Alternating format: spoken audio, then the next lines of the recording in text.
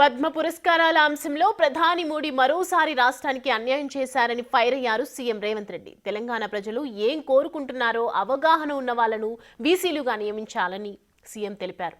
రాజ్యాంగంలో సవరణలు చేసి వర్సిటీలపై పెత్తనం చెలాయించేందుకు కేంద్రం యత్నిస్తోందని, అలాంటి నిర్ణయాలు చేస్తే మరో పోరాటానికి సిద్ధం కావాలన్నారు. విశ్వవిద్యాలయాల్లో ఖాళీలను పూర్తి చేయాలని ఆదేశాలు జారీ చేశారు.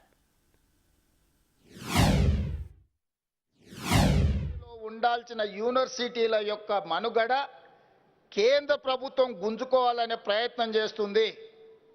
ఇప్పుడు నేను నియమించిన వైస్ ఛాన్సలర్ని భవిష్యత్తులో గవర్నమెంట్ ఆఫ్ ఇండియా ఢిల్లీ నుంచే నియమిస్తాము, ఈ నిబంధనలను సరళిస్తామంటున్నారు. ఢిల్లీలో ఉన్నవాడికి తెలంగాణ ప్రజల యొక్క ఆలోచన, తెలంగాణ ప్రజల యొక్క జీవన విధానం ఏ రకంగా తెలుస్తుంది?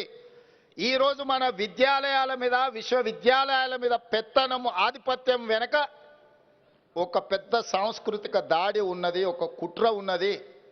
తమిళనాడు చీఫ్ మినిస్టర్తో, కర్ణాటక చీఫ్ మినిస్టర్తో, కేరళ చీఫ్ మినిస్టర్తో కోఆర్డినేట్ చేసిన తొందరలోనే ఆంధ్రప్రదేశ్ చీఫ్ మినిస్టర్ గారితో కూడా నేను మాట్లాడదలుచుకున్నా.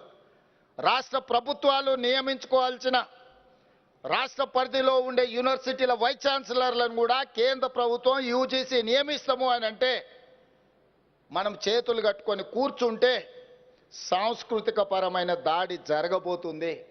ఆ తర్వాత ఈ విశ్వవిద్యాలయాలు కొంతమంది చేసే విష ప్రచారానికి వేదికలు కాబోతున్నాయి.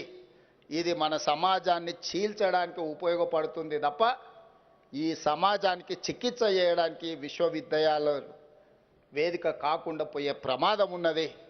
మీరు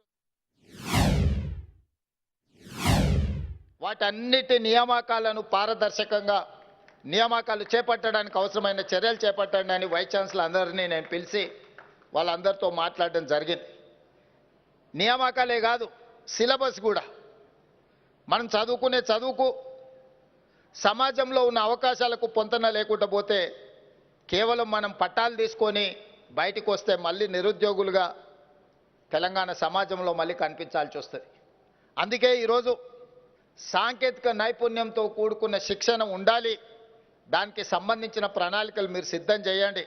రాబోయే 2 సంవత్సరాలు ఏం చేస్తారు, 4 సంవత్సరాలు ఏం చేస్తారు, 6 సంవత్సరాలు ఏం చేస్తారు, 8 సంవత్సరాలు ఏం చేస్తారు, 10 సంవత్సరాలు ఏం చేస్తారు, ఒక 10 సంవత్సరాలకు అవసరమైన ప్రణాళికలు మీరు సిద్ధంగా చేయండి. ఖచ్చితంగా 10 సంవత్సరాల ఆ బాధ్యత నేను తీసుకుంటా, మీరు ఇచ్చే ప్రణాళికలను అమలు చేసే బాధ్యత నేను తీసుకుంటా అని చెప్పి వారికి నేను చెప్పడం జరిగింది. 100 సంవత్సరాలు పైబడిన ఏ రోజు కూడా ఒక దళిత సామాజిక వర్గం నుంచి వచ్చిన వ్యక్తి వైస్ ఛాన్సలర్గా నియామకం జరగలేదు. ఈ ప్రభుత్వంలో ఈసారి సమాజ నిర్లక్ష్యానికి లోనైన ఒక విద్యావేత్తను వైస్ ఛాన్సలర్గా నియమించడం ద్వారా చదువుకుంటే గొప్ప వ్యక్తులుగా రాణించవచ్చు. ఆ వ్యక్తులు ఆదర్శంగా నిలబడి సమాజంలో విద్యను భావవ్యాప్తి చేయడానికి ఉపయోగపడుతుందని అక్కడే కాదు, ఈరోజు మిత్రుడు గంటా చక్రపాణి గారిని కూడా ఇక్కడి నుంచే 30 సంవత్సరాలు ఇక్కడ సేవలు అందించిన ఒక విద్యావేత్తను ఈరోజు ఈ ఓపెన్ యూనివర్సిటీకి వైస్ ఛాన్సలర్గా నియమించడం జరిగింది. ఈ తెలంగాణ సమాజంలో కలిసి ఉన్న సామాజిక వర్గాల కలయికనే ఈరోజు ఈ తెలంగాణ సమాజంలో ఉన్న అన్ని యూనివర్సిటీల వైస్ ఛాన్సలర్ను వాళ్ళందరినీ ఒక కాంబినేషన్ కింద అన్ని సామాజిక వర్గాలకు సంబంధించిన ప్రాతినిధ్యం ఉండాలి అని చెప్పి, అందులో చదువుకున్న వాళ్ళు రోల్ మోడల్గా ఈ సమాజంలో కనిపించాలి అని చెప్పి వాళ్ళందరినీ కూడా నియమించడం జరిగింది. మిత్రుడు మందకృష్ణ మాదిగకి ఇచ్చినందుకు మనస్ఫూర్తిగా నేను అభినందిస్తున్నా. కానీ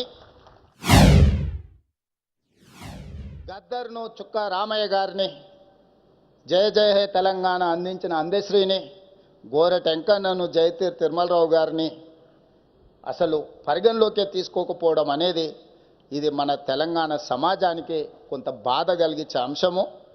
ఇప్పటికైనా ఈ ప్రాంతం నుంచి కేంద్రంలో ప్రాతినిధ్యం వహిస్తున్న పెద్దలు ఆలోచన చేయాలి. పక్క రాష్ట్రంలో 5 ఇచ్చినప్పుడు కనీసం మనకు ఒకటి తక్కువ ఇచ్చిన 4 అన్ని ఇచ్చినా కూడా ఈ పెద్దలందరికీ గౌరవం దక్కుండేది. నేను తొందరలోనే ప్రధానమంత్రి గారికి లేఖ రాయబోతున్నా. ఒక 10 సంవత్సరాలు